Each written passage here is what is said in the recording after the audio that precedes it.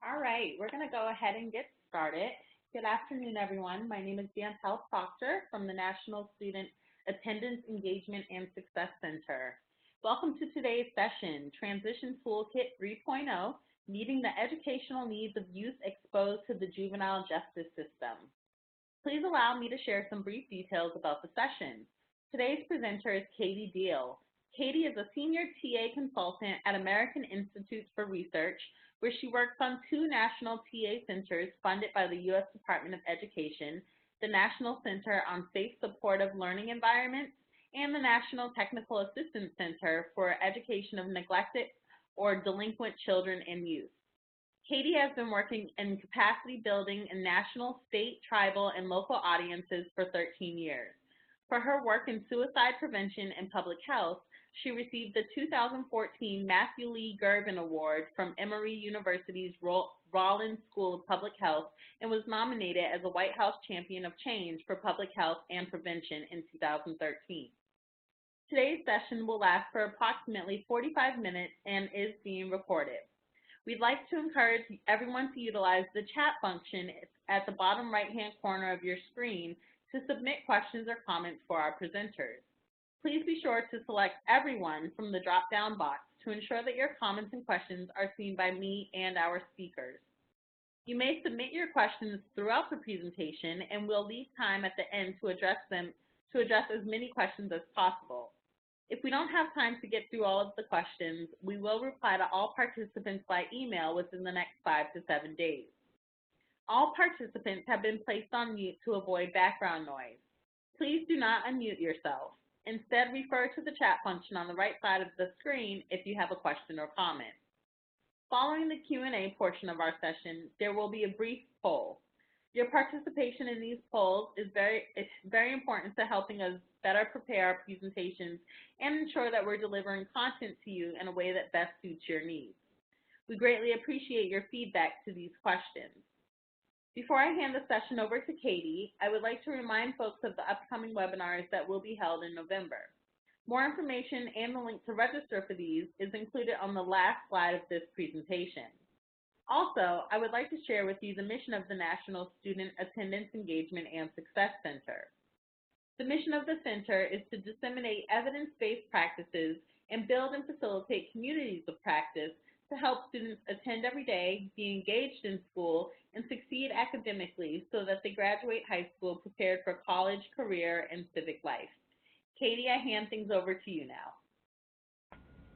Thank you, Danielle. Can everyone hear me okay? Yes. Is this volume okay? Okay, great. Well, hello to everyone, and welcome to you. Thank you for joining this session this afternoon. Or this morning, depending on your time zone, I guess. I'm really pleased to be with you today and appreciate your interest in this session. I am incredibly passionate about improving the education and health of system-involved youth, and I'm really happy to be with folks who are passionate about the same thing and be with you today. So I'd like to just take a moment and see who's here and what drew you to this session. So as Dental mentioned, there is the chat box on the lower right. If you wouldn't mind just taking a moment and writing in a couple things for me. Who are you? You can share your name, maybe what you do, where you're from, and then maybe in a short phrase or sentence, what drew you to this session? So if you can just take a moment and type that in for me, that would really help me understand who's here and why you chose this session in comparison to some of the others that were available this afternoon.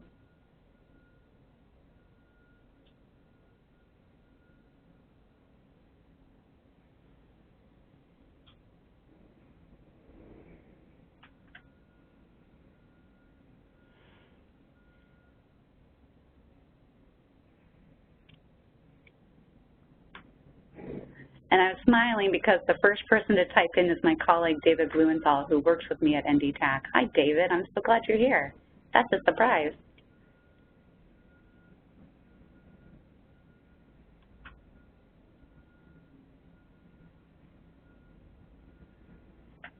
Who else? Just would love to know who you are. why this session.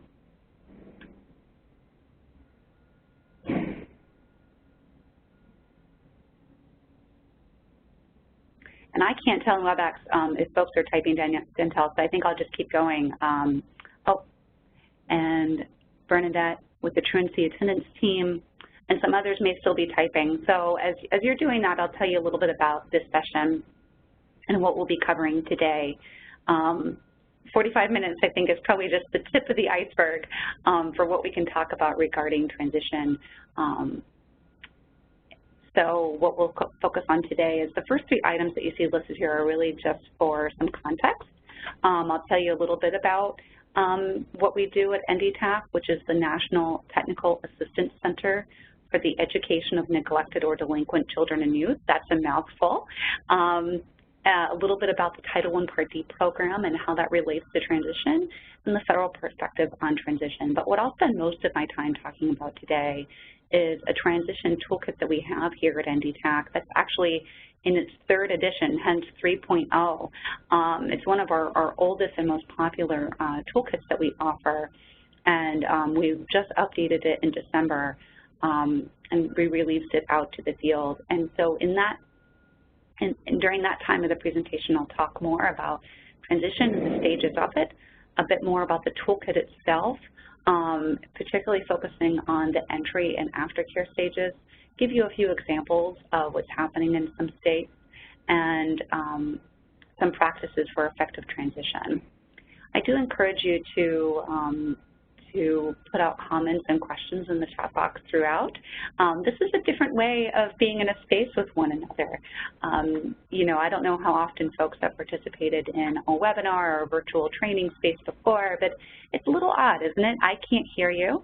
I don't know right now if you're multitasking on your computer, if you're listening intently, if you're watching cat videos, kind of where you are with your kind of energy level. It's 3:30 here in Washington, D.C. It's that time when I'm usually going out for my 4th cup of coffee to kind of get me through the rest of the workday, and maybe I'm thinking ahead to my commute and kind of the end of my workday. So it's maybe a time you're feeling a little bit tired. So I can't read that body language.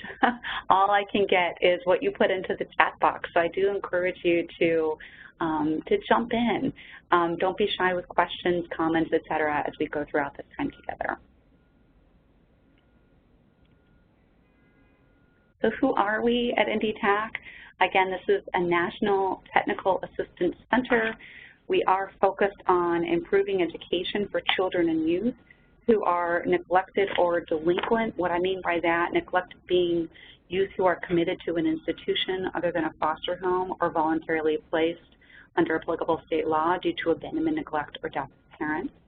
And then delinquent being youth who reside in a public or private residential facility other than a foster home that's operated for the care of children and youth who have been adjudicated delinquent or in need of supervision. And we do a couple of things. I work at, you saw David type into the chat, AIR, the American Institutes for Research. That's where we work. And we operate a contract from the U.S. Department of Education to run NDTAC to do a couple of things. We provide technical assistance. You heard the term TA in my title. Technical assistance is really a form of building capacity and helping others through informational resources, through consultation, through webinars, et cetera. And so we help people administer their Title I Part D programs, which are focused on improving education for children and youth who are NRD, neglected or delinquent. And then we help those programs with their evaluation. And we also help facilitate kind of exchange and ideas between different organizations and groups. A couple of the services that we offer, really I'd say the last 4 are probably most relevant to y'all.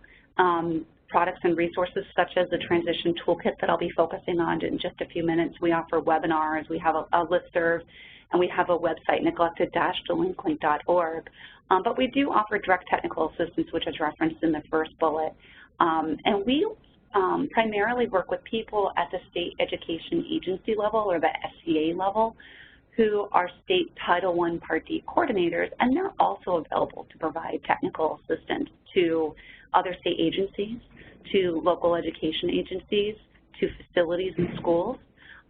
regarding this topic area. So if that's ever a need, I'm actually going to type into the chat box a list of where you can find out who that state Title I Part D coordinator is in your state. The link that I just put in the chat has a map of all the states, and you can click on your state and you can find out who that point person is in your state if you want to find out more what's happening with this program in the state where you are. And I see, for example, Melinda from Washington, who's the state homeless education coordinator. And Melinda, there are many people who are those state Title I Part D coordinators who are also the homeless coordinator for their state. There's a lot of overlap, certainly, between these populations and these areas of focus. So Title I Part D, so kind of some federal context here. Title I Part D is here to improve educational services for children and youth who are N or D and provide services so that those youth can successfully transition from institutionalization to further education or employment. And transition is really the crux of what we're talking about today. There's also a dropout prevention piece that some states focus on through their Title I Part D dollars. So what does Title I Part D say about transition? There are two programs under which transition services are relevant. There are two subparts to Title I Part D. So subpart 1 is the state agency program, and that requires state agency grantees to reserve 15 to 30% of their grant for transition services, and all the facilities served under that subpart program must designate a transition coordinator, and I'll talk in a few minutes more about what that coordinator can do. Under the other subpart, Subpart 2, which is local educational agency or LEA programs, those subgrantees should support transition assistance for youth who are enrolled in LEAs and youth who are also in locally operated juvenile correctional facilities. There is more information about the relationship between Title I Part D and transition in the toolkit, and I'll point that out a little bit later, but this is just some context. There's also Title I Part A, which is a related piece of legislation that allows LEAs an option to reserve additional funds to support a transition coordinator as well. The Every Student Succeeds Act, I'm sure you all have heard of ESSA by now, and a couple things that I want to point out regarding ESSA. First is that states now are required to provide assurances that the SEA, or the State Education Agency, has procedures to ensure timely re-enrollment and credits transfer. This is really about actually the second bullet, as well as opportunities for students to participate in credit-bearing coursework, meaning not just assuming that students will work on a GED, that if they can work towards a traditional high school diploma, they could and they should do so. And then second, which is actually the first bullet, I should have done this in the other order, is that it's now incumbent on correctional facilities and locally operated programs to really collaborate together. So you see this keyword between, it's bolded, it's in red, and it's in italics, so it's really important. So the language has shifted from the word from correctional facilities to locally operated programs to between, meaning that there's equal responsibility of facilities and LEAs for the transition of youth. There's a little more context on this slide regarding ESSA. I'll give you a moment actually just to take that in and read it.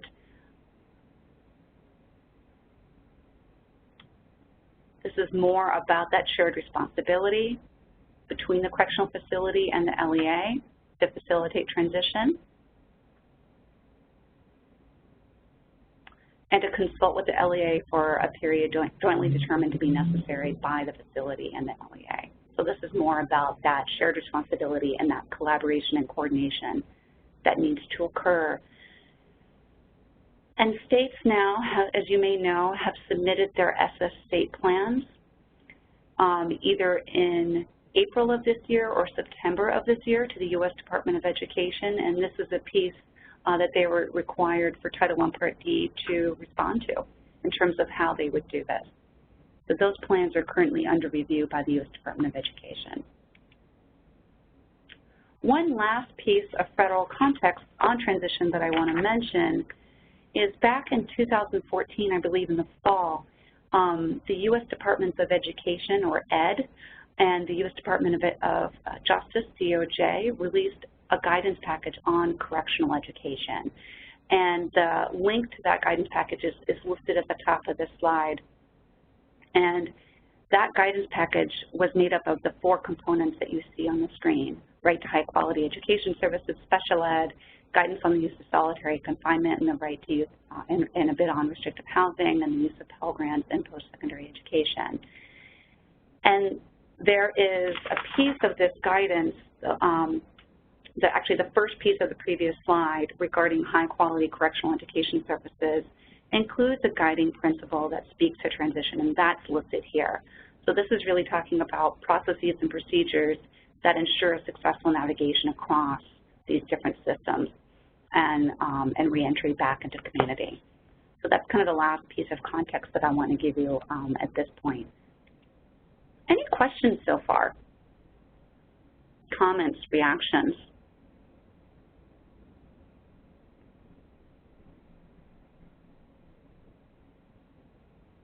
Okay. Has anyone heard of this transition toolkit? It's totally fine if not. There are no comments so far, Katie.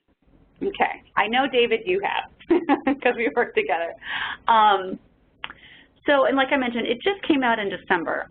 And this is, the purpose of this toolkit is to help administrators and direct service providers provide high-quality transition services for children and youth who are moving into, through, or back out of education programs within the juvenile justice system. And it has a couple things. It has, lots of background information. It has more of that kind of federal and national context, more on the different pieces that I just described, like Title I Part D and what it has to say on transition, more on that correctional guidance package, correctional education guidance package.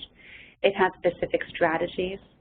It has practices. It has resources, et cetera. And I'll go over in a minute kind of more about that.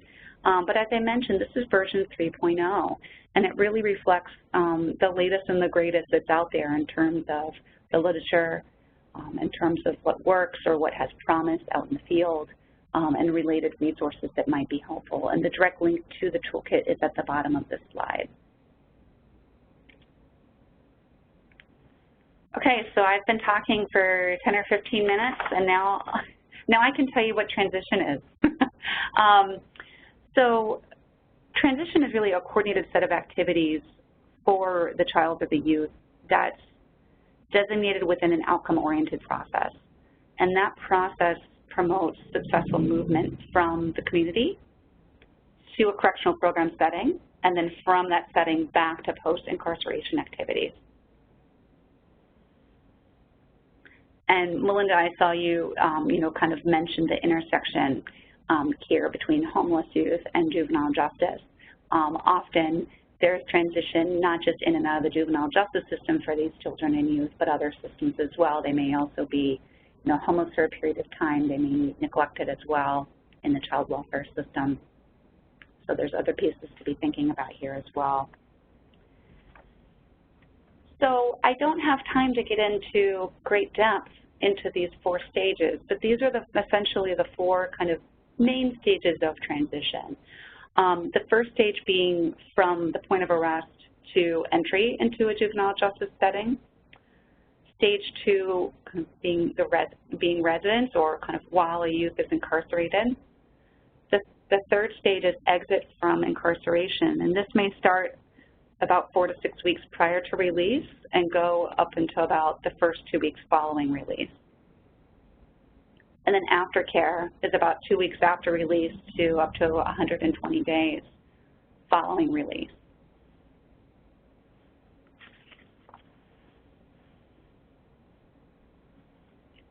The way the toolkit is organized is it gets into a great deal of information about those 4 stages, but it also begins with some of the context that I was talking about. It starts with the complexity of the system. I know I don't have to tell you that This is a system that is really complex. There are many different possible organizational structures. For example, it could be publicly run by a state juvenile justice agency. It could be a facility privately run via a contract. It could be county-based. There could be a variety of ways in which instruction looks like in terms of youth who are justice involved. There are kind of challenges related to things like records transfer. So all of that is introduced as background for the reader. And then characteristics of the population. And this is really, it gets into,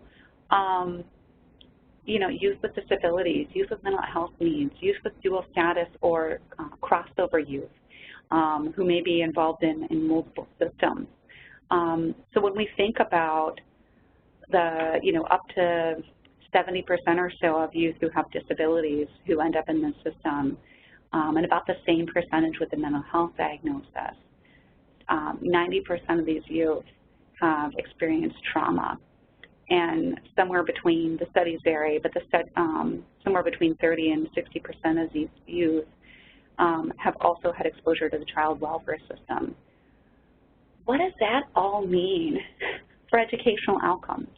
And what does that all mean for planning for transition and the supports that a youth would need to enter back into a community and re-enroll in school, for example? The toolkit also addresses system design. And here it speaks to the guiding principles document that I mentioned from the Correctional Education Guidance Package from ED and DOJ. And also talks about multi-tiered systems of support, for example, PBIS, and how that relates to the system and how that can help improve educational outcomes. It also includes overarching transition practices under each stage of transition, those 4 different stages that I just went over. That's really the bulk of the toolkit, along with some of the effective strategies for successful transition at each stage. So those last 2 are really the bulk of the toolkit. Okay, enough framing. I'm not going to have time today, like I mentioned, to get into each of the 4 stages, but I'm just going to highlight actually the first and the last stages, just as an example. Because, as I mentioned, we work with state Title I Part D coordinators who are really kind of at the state level thinking about transition for the youth being supported through the Title I Part D program, and they have consistently told us that the first and the last stages are the most complex and difficult to navigate. So I'll pause here for the first and the 4th stage. The first being, again, entry into the system. And as you can see, there are these 4 different boxes, and so these are kind of 4 different entities to consider when thinking about actionable steps to improve transitional outcomes. There's the facility level, the youth level, the family level, and the community level. And I actually forgot to highlight these for you, but there's a couple, 1 or 2 rows in each of these boxes in the entry stage already talking about transition. So you'll see, for example, at the facility level, this is a time to request records, do intake and screening and assessment at the beginning. But it's also a time to start assembling a transition team and develop a transition plan. At the youth level, youth aren't just participating in a facility orientation or starting to engage in evidence-based programming, but they're also starting to engage in transition planning. So this is a time when intake and screening and whatnot and orientation are taking place and educational programming is starting to be put in place. But it's also a time for transition planning to begin.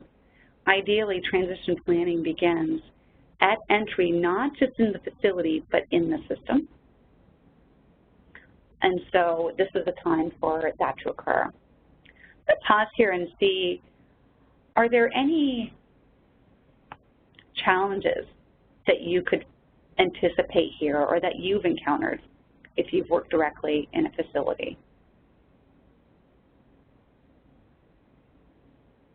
specific to transition? Do you see any sticking points?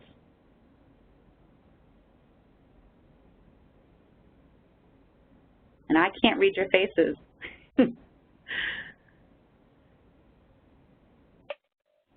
It's okay if you type in, I don't have a clue. I don't know. Katie, I see a sticking point. Yes, ma'am. Including family input in the transition plan.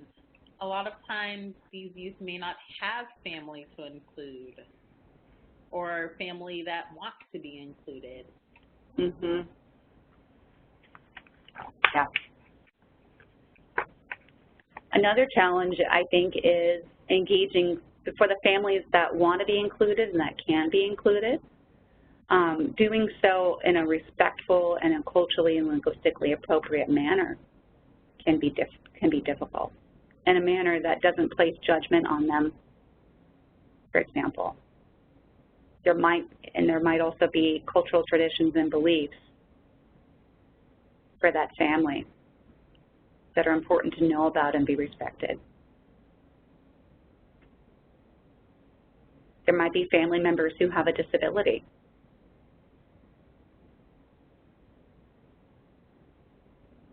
Youth, certainly, who have a disability. I talked, just a moment ago about how many have a disability, a mental health diagnosis, exposure to trauma.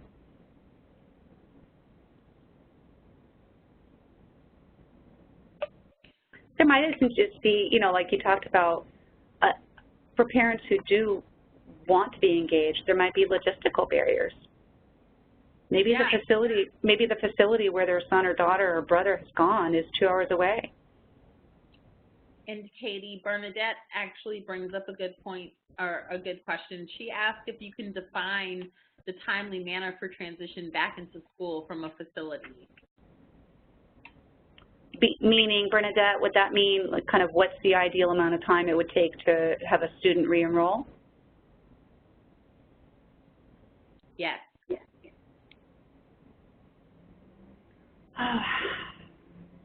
I think that would depend. There are a lot of kind of local contexts. And I think it's going to help. You know how I kept emphasizing that word between a couple of slides ago under ESSA? I think that word between should help speed along that process to have more collaboration and coordination between the facility and the LEA before there was more burden on the facility. So it was the word from was coming from the facility to the LEA. So I think that's part of why the word between, if I could speculate, is in there, is to help speed along the process. So I don't know that there's kind of one set time. I think it's really as soon as it's feasible.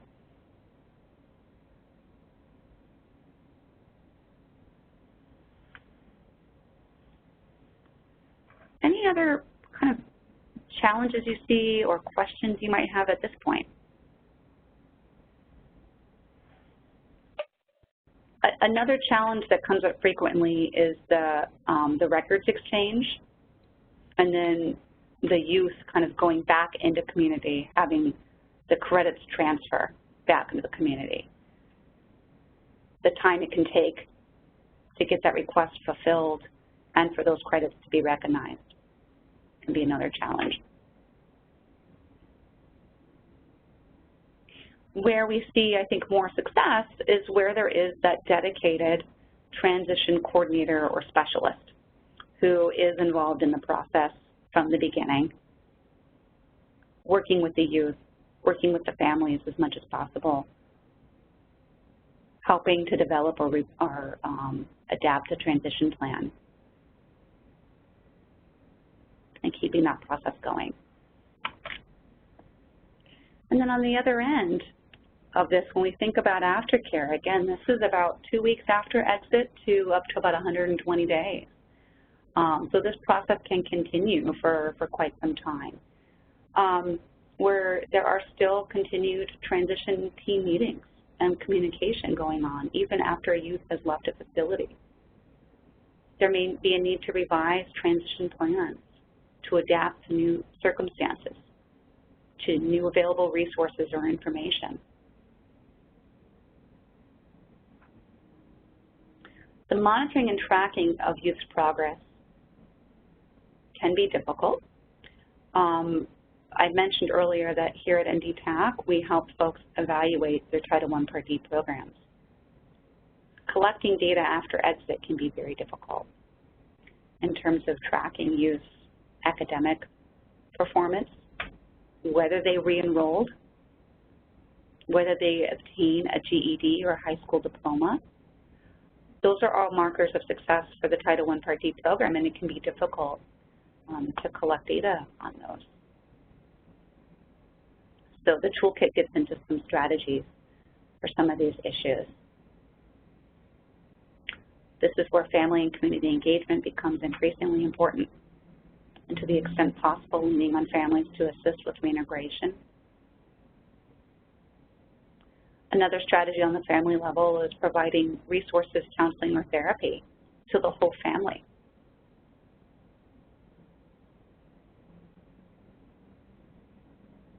And increasing community stakeholder input on the transition plan.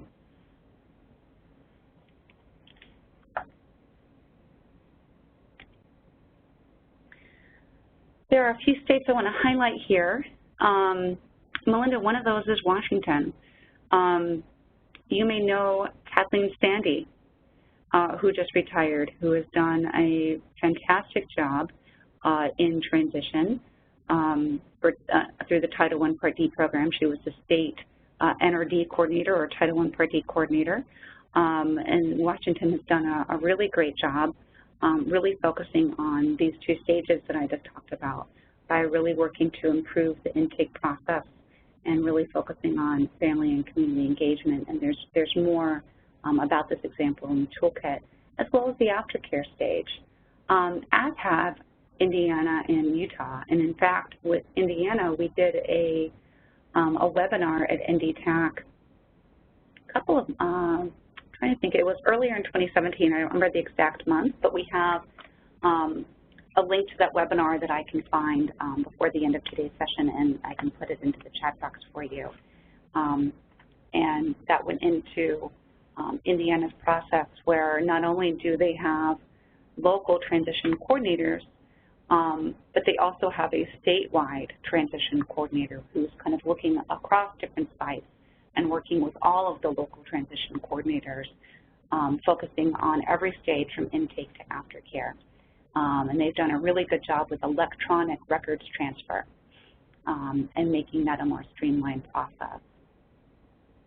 Utah has done an especially good job with interagency communication and collaboration as well, as having those transition coordinators and doing a good job with records exchange. So again, today I don't have time to get into great detail with these examples, but these are just a few that I wanted to highlight that you can find more information on, both in the toolkit and in the case of Indiana through the webinar, where there is a whole presentation by Indiana that speaks more to what they're doing at the state and local level with transition. So a few more pieces kind of to summarize some of the pieces that I've been talking about and to add a few others. From the research we know, and this is largely coming from David Altshuler's work, and he, what he's found with his research is that transition planning really begins at first contact. Like I said, ideally not just at the facility level, but with the juvenile justice system. And that engagement is really important, not only with the youth, but with the family to the extent possible. That may not always be possible for a variety of reasons, but with the agency and school members. And that having supports and processes that are culturally and linguistically competent and well monitored, staff are well trained, and have the right funding to do this work, and a dedicated transition coordinator, as I've been talking about, who oversees the process from beginning to end. So here's a link to the transition toolkit itself, as well as we have a web page on transition that gives an overview of what transition is, the pieces from Title I Part D that I mentioned before, and some other resources related to transition.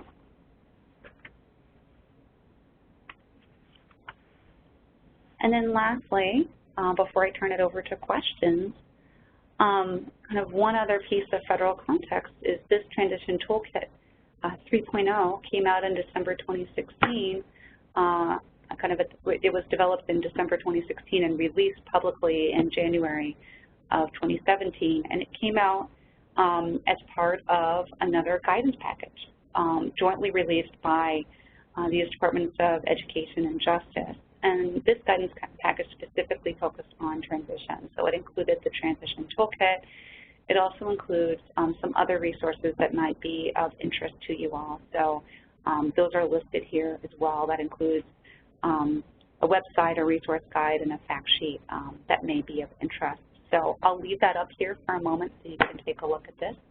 And I'll open it up to any additional comments, questions, anything you'd like to go back to and talk more about. We have about 8 or 9 minutes.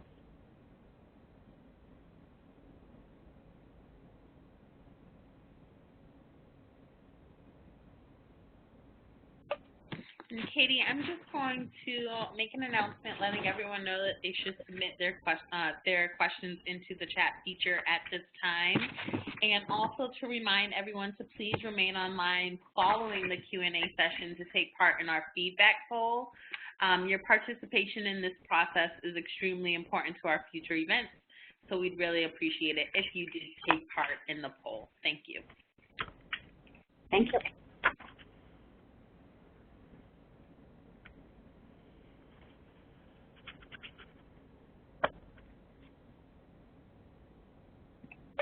And Katie, there is one question for you. How long do aftercare supports usually last? Well, as I mentioned before, that's a great question. As I mentioned before, that's, the period of aftercare can go to up to 120 days. And for the Title I Part D program, folks are collecting related data for that length of time. So it can go up to that length of time. It could potentially be shorter, but that's just there's a range of 2 weeks to 120 days for the period of aftercare. But there may be a little variation depending on local context, how a youth is doing. Great, thank you. And what's in the transition plan as well. And I would venture a guess that, the more complex the youth needs are, let's say, they're involved in multiple systems, they have a disability and or mental health diagnosis, there are difficulties with records transfer, things like that could certainly, make the process take longer. Does that answer your question? Yes, thank you. You're welcome. We don't have any further questions at this time. Okay, well, I have another question. How is everybody? My understanding is this is one of the last sessions of the day. You've maybe been participating in sessions all day. Is your brain just hot and ready to explode? Are you feeling good? Are you feeling energized? How are you? Well, I'm great. Bernadette, Melinda, David, how's everyone doing?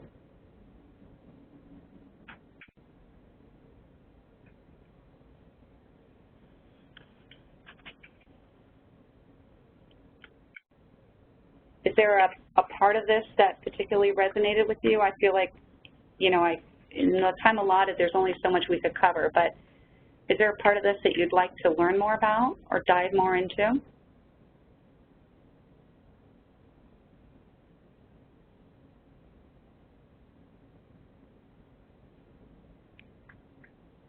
Unfortunately, Katie, we're not getting any responses. That's okay. Where I'm sitting on the East Coast, it's 4:09 Eastern, right? This is usually when my brain does a crash on a regular day. I see David's typed in. For him, it's also been a long day. He's been at a conference and then this e-conference, and I'm sure other folks are tired as well. But I'll close with my contact information. Go ahead. We do have one comment, and then we should move on to the polling. So Bernadette said that the reentry part was important for the students we work with, and thank you for that response to our question. Absolutely. And, there's a whole lot more, in the toolkit specific to reentry, kind of broken down on those different levels. And so I encourage you to, it's section 6 of the toolkit.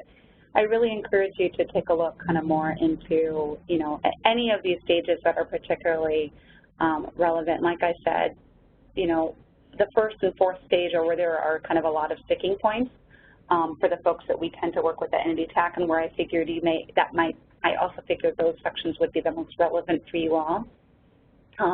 But the other two sections are certainly covered as well. And my email address is up on the screen. Feel free to be in touch directly with me if you have follow-up questions, and or to go to the link that I put up a little while ago that has the state information. And that's where you can find out in your state who's working on Title I Part D.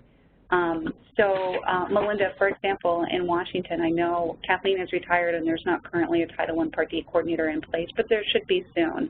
I know they're looking to find out her replacement. And, Bernadette, in your state, you could find out, for example, who your state person is and connect, to someone at the state or local level on this topic and talk more about transition, talk more about this population, or just kind of the other issues that are of interest. So I'll pause here to say thank you for your time and for hanging with me. I know we can't see each other, and so that's a little bit strange, but I really appreciate you typing into the chat box and posing comments and questions, and for attending the session. And Dental, I'll turn it back over to you for the poll. Thanks, Katie. At this time, we would like to encourage everyone to participate in a few quick polling questions related to this session. Your responses are completely anonymous, so please answer honestly and help us find ways to improve our approach and content offerings in the future. We sincerely appreciate your feedback. Thank you.